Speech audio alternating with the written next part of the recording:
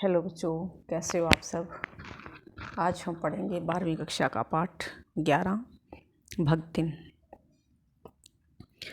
भक्तिन एक संस्मरण है जो महादेवी वर्मा द्वारा लिखा गया है और इस संस्मरण में उन्होंने जो भक्तिन है उसके बारे में, उसके व्यक्तित्व के बारे में, उसके कार्य के बारे में, उसके जीवन के बारे में और किस तरह से उन्होंने नौकरानी के रूप में महादेवी वर्मा के साथ कार्य किया, इन सभी बातों का वर्णन किया है, जिक्र किया है। तो भक्तिन बहुत ही छोटे कद की और दुबले शरीर की महिला थी। उनकी छोटी आंखें थीं और संकल्प बहुत दृढ़ था। उनके चेहरे पर उनकी समझदारी झलकती थी। वह गले में कंठी माला पहनती थी और अहीर परिवार में जन्मी हुई थी। और जब महादेवी वर्मा के पास वो काम के लिए आई थी तो उनकी आयु 75 साल की थी और उनका जो नाम था वो लक्ष्मीन था। जैसे कि आप इस चित्र में देख रहे हो, ये भक्तिन इसी रूप में उनके पास आई थी और सिर पर उनके छोटे छोटे बाल थे, गले में कंठी माला पहने हुए थी। उनका नाम लक्ष्मीन था, यानी कि लक्ष्मी, लेकिन उनको अपने इस नाम से ज़्यादा लगाव नहीं था, क्योंकि नाम लक्ष्मी और उनके जीवन में बहुत अभाव रहे हैं, दुख रहे हैं। तो इसलिए उन्होंने महादेवी वर्मा से कहा कि निवेदन किया कि आप मुझे इस नाम से न पुकारें। और महादेवी वर्मा ने भी उनके गले में कंठी माला को देखकर उन्हें भक्तिन कहना शुरू कर दिया और महादेवी वर्मा हमेशा उन्हें भक्तिन ही कहती थी। भक्तिन का जन्म झूसी गांव में हुआ था और उनके बचपन में ही उनकी माँ का देहांत हो गया था। तो उनका पालन पोषण जो है उनकी विमाता ने किया, यानी कि सौतेली माता ने किया था। और जैसे ही वो 5 वर्ष की अल्पायु में ही उनका विवाह हो गया था हंडिया ग्राम के एक संपन्न गोपालक के छोटे पुत्र के साथ। भक्तिन के पिता का देहांत हुआ, लेकिन विमाता ने, यानी कि सौतेली माता ने, उनको यह समाचार बहुत देर में दिया। और जैसे ही समाचार उनके पास आया तो उनकी जो भक्तिन है, उनकी सास ने और जेठानियों ने उनको बताया नहीं कि वो घर में रोएगी, तो इसलिए उनको इस समाचार के बारे में नहीं पता चला। और जैसे ही कुछ दिन के बाद उनका घर जाना हुआ, अपने मायके जाना हुआ, तो उन्हें पता चला कि उनके पिता का देहांत हो गया है और वो रोने लगी।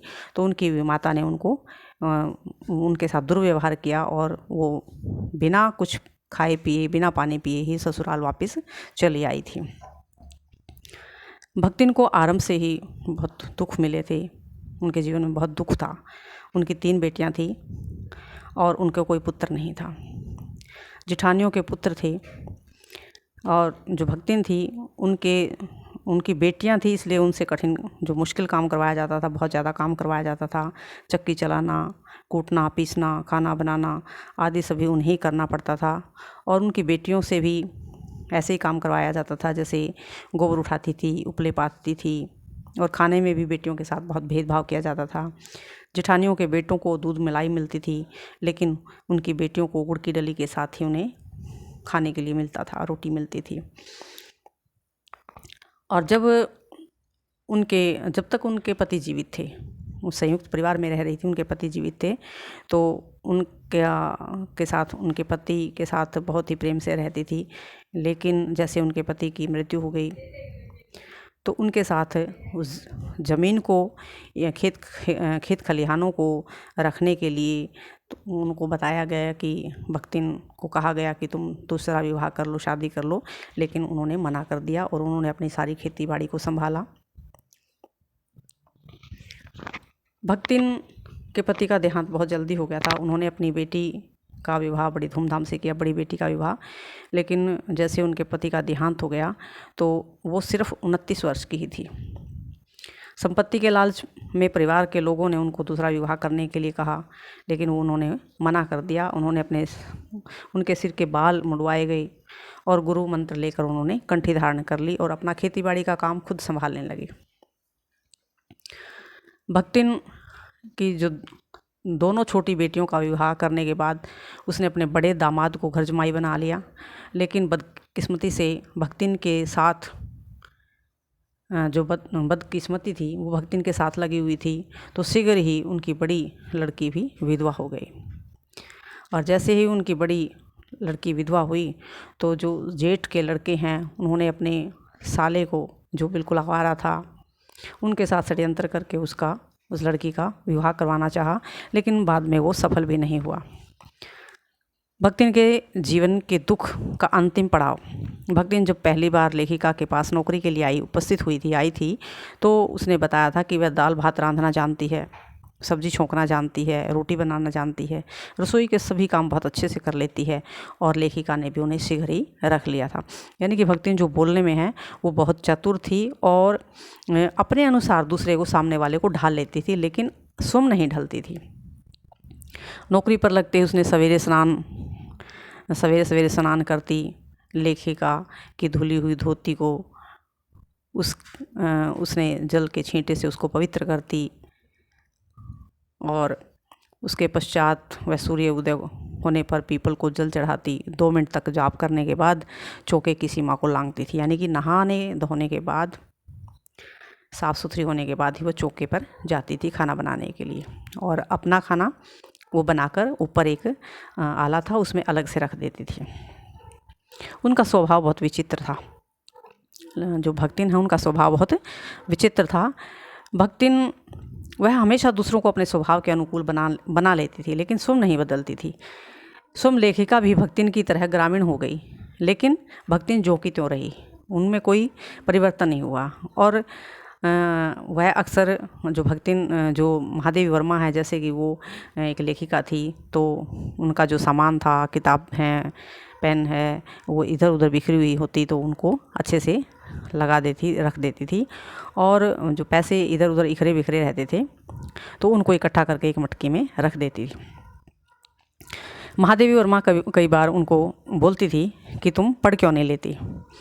तो अपने हालांकि उनको पढ़ने लिखने का कोई शौक़ नहीं था, लेकिन फिर भी वो उस जवाब को बहुत अच्छे से उनका जवाब देती सवाल का। तो कहती कि मैं भी पढ़ने लिखने लग जाऊंगी तो घर का काम कौन करेगा।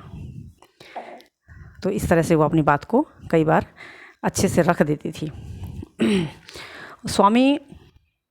स्वामिनी के प्रति उनकी पूर्ण निष्ठा थी। भक्तिन का जो स्वभाव था, वो जो उनकी मालिक थी यानी कि महादेवी वर्मा थी, उनके प्रति उनका बहुत ही अच्छा स्वभाव था, उनके प्रति उनका लगाव बहुत अच्छा था। और उन्हें मालकिन पर गर्व रहता था कि मेरी मालकिन जो है उन जैसा कोई नहीं है। उनके कहने से उत्तर पुस्तिकाओं के परीक्षण के कार्य में भी मालकिन का सहयोग करती थी। भक्तिन ने मालकिन की सहायता भी की है, और वह कभी कभी उत्तर पुस्तिकाओं को बांधती, कभी अधूरे चित्रों को एक कोने में रख देती, कभी रंग की प्याली को धोकर साफ करती, तो कभी चटाई को अपने आंचल से झाड़ती थी। इसलिए वह समझती थी कि मालकिन दूसरों की अपेक्षा विशेष हैं। अपनी मालकिन को वह दूसरों की अपेक्षा बहुत विशेष मानती थी, और जब भी लेखिका की कोई पुस्तक प्रकाशित होती तो उन्हें बहुत प्रसन्नता होती थी। वो सोचती थी कि हाँ, मेरा भी इसमें कुछ सहयोग है। और अनेक बार लेखिका भक्तिन के बार कहने पर भी भोजन नहीं करती थी, तो उनको जैसे दही का शरबत बनाकर उनको पिलाती थी, कभी तुलसी की चाय उनको पिलाती थी। तो भक्तिन महादेवी वर्मा का बहुत ज़्यादा ध्यान रखती थी।